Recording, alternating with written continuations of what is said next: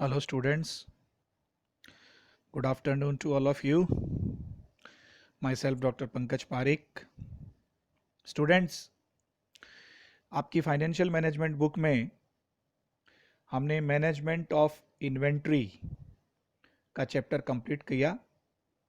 हमने उसमें material levels, economic order quantity, total cost, ABC analysis और एक इन्वेंट्री रेशियोज, ये सारे टॉपिक्स हमने मैनेजमेंट ऑफ इन्वेंट्री के पढ़ लिए और उनसे जुड़े हुए हमने न्यूमेरिकल क्वेश्चंस भी किए।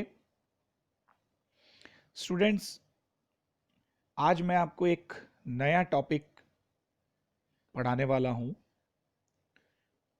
जिसका नाम है ब्रेक इवन एनालिसिस, सम विच्छेद विश्लेषण, या उसे हम कॉस्ट वॉल्यूम प्रॉफिट एनालिसिस भी कहते हैं, यानी लागत मात्रा लाभ विश्लेषण। दोनों नाम एक ही हैं और आपकी जो थर्ड यूनिट है फाइनेंशियल मैनेजमेंट की बुक में, उसमें ये चैप्टर है। स्टूडेंट्स, जैसा मैनेजमेंट ऑफ इन्वेंट्री में जो चैप्टर फॉर्मूलों पर आधारित था, यदि आपने फॉर्मूले लिखे हैं, उसको याद किए हैं, तो आप कोई भी सवाल उसका आसानी से हल कर पाते हो। ये चैप्टर भी फॉर्मूला बेस्ड ही है।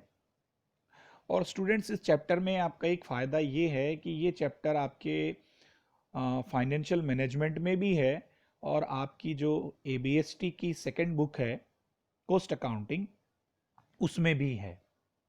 और प्राय उसमें से भी क्वेश्चन आता है, इसमें से भी क्वेश्चन आता है।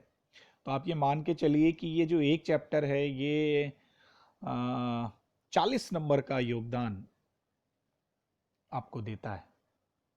तो आशा करता हूँ आप इसे ध्यान से देखेंगे, पढ़ेंगे। देखिए, सबसे पहले मैं, क्योंकि इसमें केवल एक सिंगल वर्ड यूज़ करते हैं, हम सिंगल अक्षर यूज़ करते हैं सूत्र में, तो पहले मैं आपको कुछ सिंबल्स बता देता हूँ कि किसका मतलब क्या होता है। देखिए, सबसे पहले मैंने लिखा है एस। एस का जो मतलब होता है वो वैसे सेल्स होता है। कई बार एस का मतलब सेलिंग प्राइस पर यूनिट या सेल्स पर यूनिट भी होता है, यानी एस कहीं पर भी लिखा हुआ आता है तो एस का मतलब बिक्री से है। अब वो बिक्री यदि हमें पर यूनिट में दी हुई है तो हम पर यूनिट के हिसाब से उसको सॉल्व करते हैं, और यदि पूरी बिक्री रुपयों में दी हुई है तो हम उसे उस हिसाब से सॉल्व करते हैं। तो ये तो सवाल की प्रकृति पर निर्भर करता है।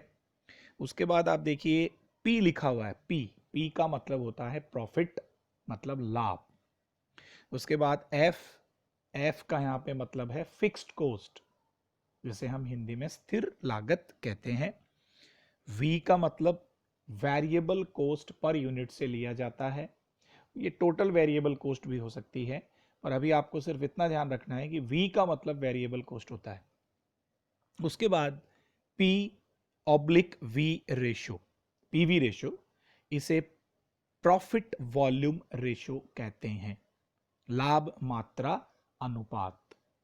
उसके बाद BEP, ब्रेक इवन पॉइंट। उसके बाद आपको देखना है MS। MS का मतलब होता है मार्जिन ऑफ सेफ्टी, सुरक्षा सीमा। और C का मतलब कंट्रीब्यूशन होता है, अंशदान होता है। PE का मतलब प्रपोज्ड एक्सपेंडिचर, यानी प्रस्तावित व्यय, खर्चा। DP का मतलब होता है डिजायर्ड प्रॉफिट, मतलब इच्छित लाभ, कितना लाभ आप चाहते हैं वो इच्छित लाभ। और CMR मतलब कंट्रीब्यूशन मार्जिन रेशो। कई बार CMR को केवल C भी कह सकते हैं, कंट्रीब्यूशन भी कह सकते हैं। जब हम PV रेशो की मदद से कंट्रीब्यूशन निकालना चाहते हैं तो प्राय हम इस CMR का उपयोग करते हैं, का यूज़ करते हैं। पर स्टूडेंट्स, आप देखिए कि इनमें ज़्यादा इंग्लिश वर्डिंग है, तो मैं आपसे निवेदन करूंगा कि आप इन्हें इंग्लिश टू इंग्लिश ही पढ़ें। इंग्लिश में थोड़ा इजी रहेगा आसान है, हिंदी थोड़ा सा हार्ड होगा आपके लिए, वो टिपिकल है। अब हम पहले फॉर्मूलों की बात कर लेते हैं। तो देखिए सबसे पहले जो पहला पॉइंट आपको ध्यान में रखना है कि हम सी कैसे निकालेंगे, कंट्रीब्यूशन कैसे निकालेंगे। कंट्रीब्यूशन निकालने के बुक में कई फार्मूले दिए हुए होंगे, पाँच फार्मूले दिए हुए होंगे, लेकिन हम इतने फार्मूले हमें नहीं देखने, हमें दो फार्मूलों पर अपना ध्यान रखना है। पहला फार्मूला ध्यान रखना है S minus V, sales minus variable cost, या यदि ये दोनों चीज नहीं दी हुई है तो हमें दिया हुआ मिलेगा एफ प्लस पी, मतलब फिक्स्ड कॉस्ट प्लस प्रॉफिट। ये हमें पहली चीज सी से निकालना है अपने को, कंट्रीब्यूशन। दूसरी चीज आपको निकालनी है profit volume ratio, PV ratio.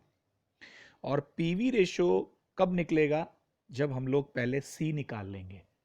Okay, तो सी अपॉन एस इंटू 100, या मैं इसको ऐसे भी कह सकता हूं कि S minus V upon S into 100, या मैं इसे ये भी कह सकता हूं एफ प्लस पी बटा एस और इंटू 100। तो मूल बात यह है कि पीवी रेशो तब निकलेगा जब आपके पास में पहले से कंट्रीब्यूशन हो, सी हो। यानी जब हम कोई भी सवाल हल करेंगे इस चैप्टर में तो प्राय हमें सबसे पहले सी निकालना है, कंट्रीब्यूशन निकालना है, फिर उसकी मदद से आगे वाली चीजों को निकालना है। यहां पे देखिए एक सूत्र और दिया हुआ है पीवी रेशो का, change in profit upon change in sales into 100, है ना।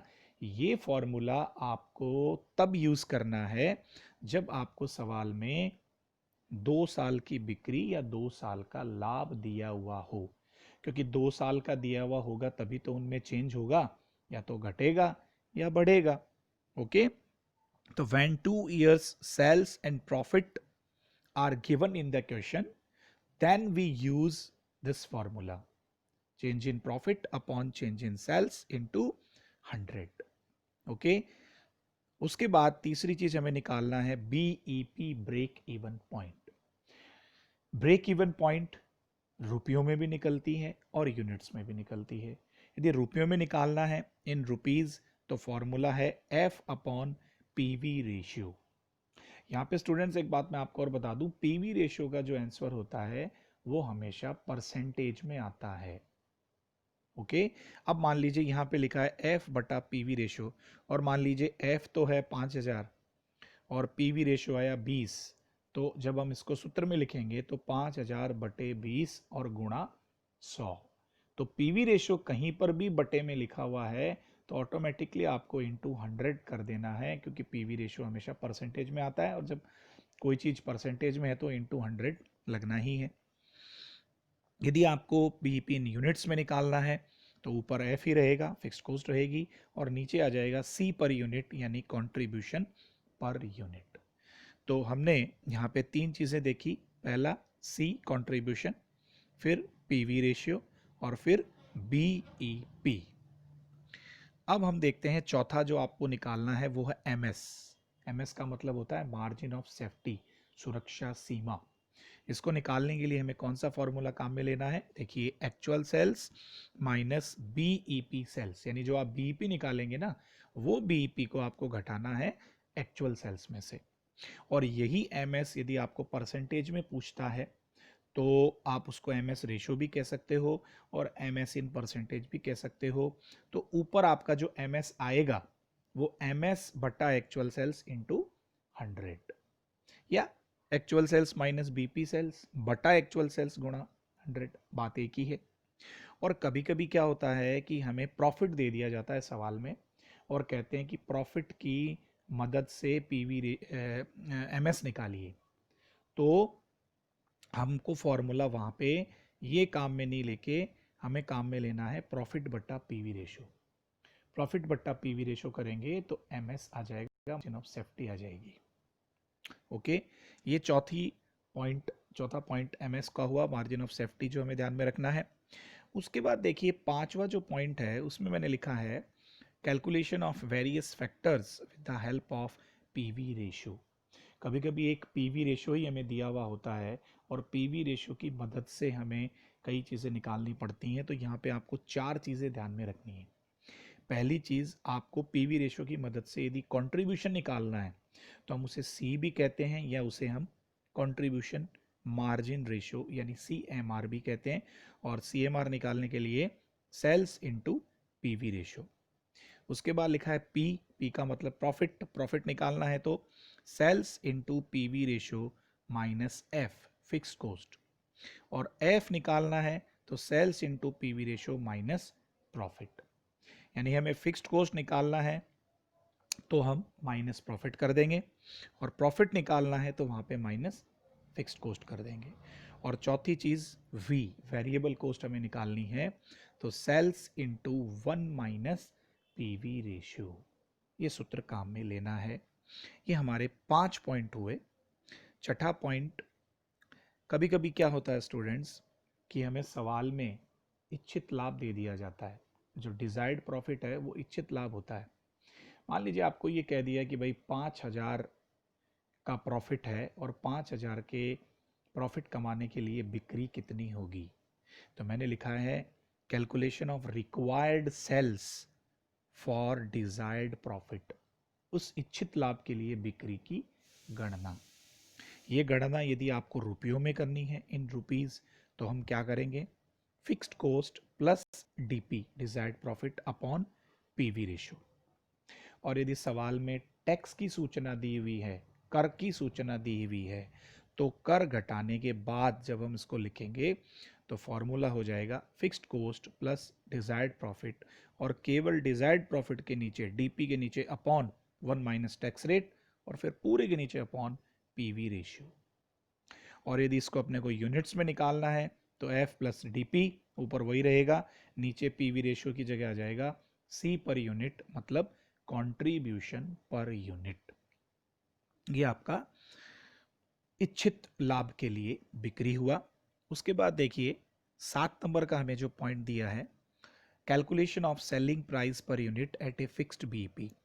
इसका मतलब हुआ एक निश्चित समविच्छेद बिंदु के लिए प्रति इकाई विक्रय मूल्य की गणना। ये यदि हमें निकालना होगा तो हम सूत्र लगाएंगे फिक्स्ड कॉस्ट अपॉन बीईपी इन यूनिट्स, और जो आंसर आएगा उसमें जोड़ देंगे plus variable cost per unit. तो हमें सवाल में कोई बीईपी दी हुई आएगी निश्चित यूनिट्स की, उसे काम में लेते हुए हमें इसको सॉल्व करना है। अगला पॉइंट है required sales for proposed expenditure. Proposed expenditure यानी भविष्य में प्रस्तावित कोई खर्चा है, उस खर्चे के लिए हमें कितनी बिक्री करनी है कि वो खर्चा हो सके। तो इसको भी हम बिक्री निकालने के लिए इसको भी हम रुपयों में निकालेंगे और यूनिट्स में निकालेंगे। यदि रुपयों में निकालते हैं तो ऊपर देखिए PE proposed expenditure upon PV ratio, और यूनिट्स में निकालते हैं तो PE proposed expenditure upon contribution per unit C per unit. उसके बाद 9 नंबर का आपका जो लास्ट पॉइंट है इसमें, वो है calculation of sales volume to offset price reduction. कभी कभी सवाल में हमें दिया हुआ आता है कि यदि मैं बिक्री मूल्य में इतने की कमी कर दूं तो पीवी रेशो पे क्या असर पड़ेगा या फिक्स्ड कॉस्ट पे कितना असर पड़ेगा। उस समय हम नई बिक्री मात्रा निकालने के लिए सूत्र को काम में लेंगे, new sales volume in units is equal to F plus P fixed cost plus profit upon new SP new selling price, और माइनस वी पर यूनिट यानी वेरिएबल कॉस्ट पर यूनिट। तो स्टूडेंट्स, ये जो आपका ब्रेक इवन एनालिसिस का जो chapter है, इसमें लगभग इसी क्रम में इसी टाइप के सवाल आते हैं, और इसके अलावा कोई इसमें चैप्टर में फॉर्मूला नहीं है। लगभग मैंने आपको सारे फॉर्मूले मैंने आपको इसमें बता दिए हैं। अब ये वीडियो आपके पास सबके पास में पहुंचता है, व्हाट्सएप के माध्यम से भी पहुंचता है, तो मेरा आपसे निवेदन है कि आप ये वीडियो पूरा देखें, पूरा सुने, और इन सारे फॉर्मूलोज को आप अपनी कॉपी में लिखें। मैं जो आपको पीडीएफ भेजता हूँ आप उसमें से भी देख के लिख सकते हैं। ये सारे फॉर्मूले आपको देख के लिखने हैं, याद करने हैं, फिर मैं इनसे जुड़े हुए क्वेश्चंस आपको करवाऊंगा। फिर फॉर्मूले यदि आपको याद होंगे तो आप क्वेश्चंस भी आसानी से कर पाएंगे। तो स्टूडेंट्स, आज के वीडियो में इतना ही। नेक्स्ट वीडियो में हम इससे जुड़े हुए क्वेश्चंस करेंगे, लेकिन तब तक आप इस पूरे वीडियो को देख के आप अपनी कॉपी में ये सारे फॉर्मूले एक बार लिख लें और थोड़ा सा उनको दोहरा लें, याद कर लें, फिर हम प्रैक्टिकल क्वेश्चन करेंगे। थैंक यू वेरी मच, बहुत बहुत धन्यवाद।